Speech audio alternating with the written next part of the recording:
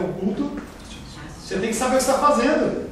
Por isso que o irmão olha lá e fala assim, dê um brado de vitória e louve ao Senhor.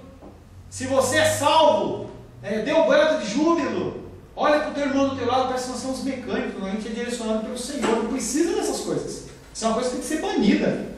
Olha para o teu irmão do teu lado, olha não sei o que, fala isso, fala aquilo. Tem que ser racional, você tem que saber o que está fazendo.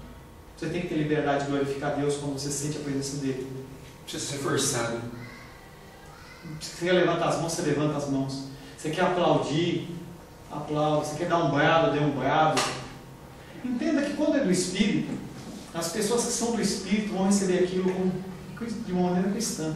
Os que não são, queridos, eles vão te julgar, meu irmão, não adianta. Deus ele vai honrar essas pessoas, sabia disso? Sabia que Deus vai honrar essas pessoas que só olham, só observam, só julgam? Ele vai honrar tanto que quando a igreja estiver subindo, entendeu, para encontrar os seus senhores ares, eles vão estar aqui observando. Você vai ser onde? Nos julgadores ou naqueles que vão estar junto lá, comendo, não sei o que vai ter nas bodas do cordeiro, será que vai ter picanha, uma picanha, entendeu? Ou será que vai ser só granola? Não sei. Método da indução. Princípio segundo o qual deve partir da parte para o todo. Você constrói o teu pensamento através de partes. Você não parte do todo. Você começa a pegar uma série de elementos que nem fazer um bolo. Você vai pegando elementos e você chega no total. Esse é o método da indução. Você pode ter mais elementos ou menos elementos. O quarto foi só para ficar estético. Numa pesquisa, ir coletando casos particulares, depois certo número de casos, pode-se generalizar, dizendo que sempre que a situação se repetir, o resultado será o mesmo. Exemplo, para saber a temperatura da fervura da água, você já fez aqueles desenhos, aqueles estudos lá na escola? Coloca a água no fogo e aí você é munido no termômetro. Isso aqui é um procedimento científico, bem simples. Coloca a água no fogo, munido no termômetro, mede a temperatura. E aí a temperatura está temperatura ambiente. Aí depois ela vai aquecendo. Meça-se a temperatura e descobre que a fervura aconteceu com 100 graus centígrados. Se você pegar e fizer isso novamente nas mesmas condições atmosféricas, sempre a 100 graus centígrados, isso vai acontecer. Repita a experiência. O que vai acontecer? Mesma condição, mesma experiência, mesmo resultado. Repito de novo. E vou repetindo até chegar à conclusão de que a água sempre ferverá a 100 graus centígrados dentro daquela condição. Então, conhecimento científico foi pesquisado, foi repetido várias vezes e foi estabelecido um conceito final. Humberto Eco, e exemplo curioso, sacos de feijão. Nem lembro de onde puxei isso aí. Veja um saco opaco sobre a mesa. Imagina você ter um saco aqui, um saco daqueles fechados sobre a mesa. Quero saber o que tem no mesmo. E aí eu vou usar o método indutivo. Da primeira vez eu tiro e encontro um feijão branco. Da segunda vez eu tiro outro feijão branco. Eu tiro a terceira vez e tem um feijão branco. E aí eu extraio uma lei. Dentro desse saco só há feijões brancos, tá certo? Lógico que não. Você não exauriu o saco. Então você vê que a diferença do método de indução para aquela outra explicação que eu te deu é que ele exaurir todas as possibilidades. E nem o negócio do DVD, do projetor aqui. Eu não exauri, então eu falei assim, olha, só vai funcionar com o controle remoto. E aí, depois que eu exauri, eu descobri que realmente havia possibilidade. E o método de indução fala isso. Karl Popper, que é uma daquelas figuras que são os pesquisadores. Ciência caracterizada pelo falseamento. O cientista não deve procurar fatos que comprovem a sua tese. E aí ele estabelece uma nova teoria. Estudando galinhas, pesquiso uma e descubro que ela bota ovos. Encontro outra galinha e observo o mesmo comportamento. Por indução, chego à conclusão de que todas as galinhas botam ovos. Segundo Popper, isso não é científico. E realmente não é científico o conceito do saco. A gente não pode dizer que todos os feijões que estão dentro daquele saco, eles são brancos. Você pode dizer que há uma probabilidade de que aqueles sejam, mas não definir como. Segundo Popper, isso não é científico, pois se eu encontrar uma única galinha que não bote ovos, minha tese cai por terra.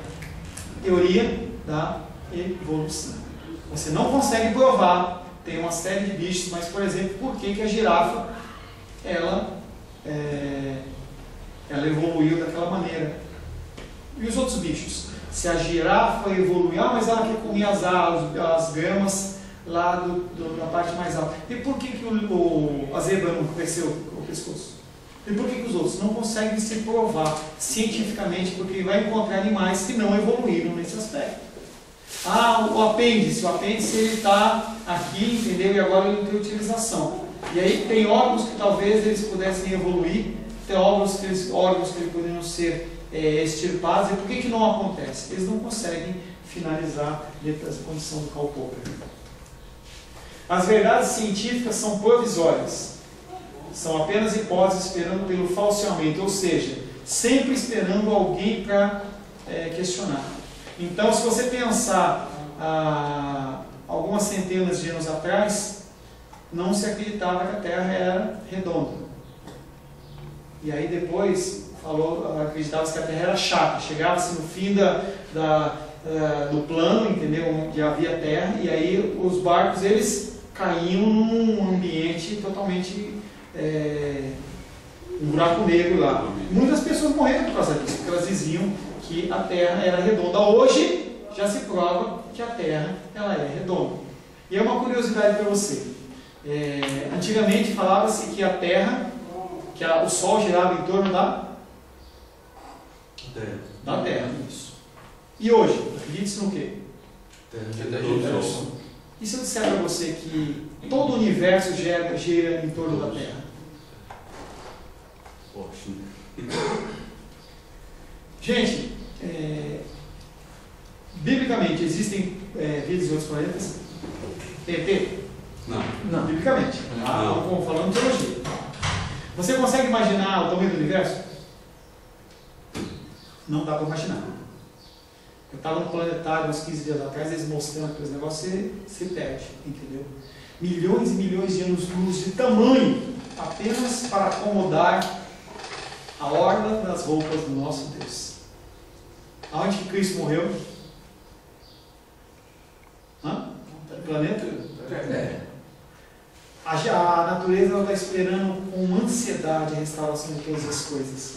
Ou seja, o universo ele gira em torno da Terra. Foi aqui que Deus escolheu para que toda a natureza, todas as estrelas, tudo o que você imaginar fosse restaurado. As primeiras coisas que foram maculadas pelo pecado. Não é maluco você pensar nisso? A natureza geme. Então, vai querer explicar uma coisa dessa? As pessoas vão ficar piradas. Só assistir Transformers. Transformers! A era da extinção. Eu gosto. Vamos lá. Praticamente, teoria da relatividade. Hoje já começa a questionar. Teoria da relatividade. Tem muita gente que questiona hoje, por exemplo, que 1 mais 1 é igual a 2. O filme que eu via ontem falava, isso aí são simplesmente símbolos e metodologias que nós definimos para a gente continuar vivendo. Para você, são normatizações. E elas vão caindo por terra conforme você vai descobrindo. Você pegar, por exemplo, não precisa ir muito longe, 100 anos atrás, as mulheres não faziam cesárea. Mas aí morria? As crianças nasciam. Precisa do piquezinho lá, você faz um piquezinho bem na saída ali para facilitar a saída. Deus fez assim? Não.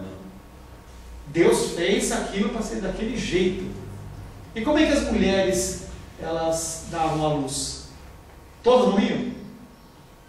É engraçado que quando a minha filhinha nasceu, a gente começou lá em São Paulo ainda, eu vou falar uma coisa que ficar meio aberração. Meu pai, até hoje, ele me excomuna porque eu fiz isso. Eu e a Rosângela, minha esposa. A gente começou a estudar sobre parto natural. E aí quando a minha esposa falou disso, eu falei, você está maluca? Você vai pensar em parto natural, os caras têm parto na água, parto não sei o quê. Aí começamos a participar de uma série de exposições.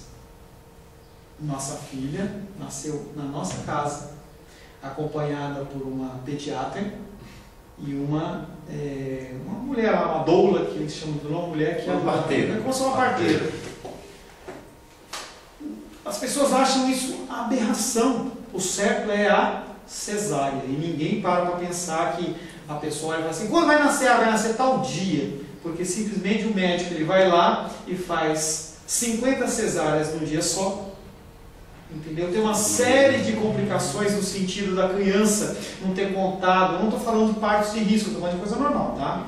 Tem crianças que têm realmente nascer dentro do contexto hospitalar. Não sei como era isso no contexto antes disso, mas tem crianças que precisam de uma série de acompanhamento. Então, num contexto normal, como foi, glórias a Deus, a minha filha, ela nasceu, ela não ficou longe da minha esposa. Assim que ela nasceu, foi lá, eu acariciei a cabecinha da minha filha ainda dentro do corpo da minha esposa.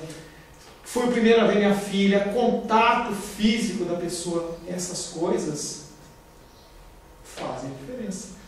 E a cesárea, ela é nada mais, nada menos do que uma coisa que agora não é questionada. Agora começa a se questionar, até pelo naturalismo e tudo mais, as pessoas começam a querer voltar à origem. O ser humano, ele tem esse tipo de dificuldade. Ele trabalha com extremos. Se você olhar a cultura pré-Woodstock, ela era totalmente púdica. Púdica, né? Totalmente cheia de pudor. A mulher não podia mostrar nada, não podia fazer nada e tal. Aí vai para um outro extremo. O ser humano, ele trabalha com extremos. E entenda que, historicamente, quando a pessoa começa a trabalhar em extremos, a cultura, ela está tendente a acabar. Vai estudar a cultura babilônica, cultura romana, em especial a área sexual. Quando você vê que as pessoas elas estão se degradando sexualmente, Deus vem com o juízo e acaba com aquela cultura. Vai estudar cultura, história babilônica, romana, grega, vai estudar esse negócio. Você vê que quando o povo começa a deslingolar nessa área, Deus dá um corte.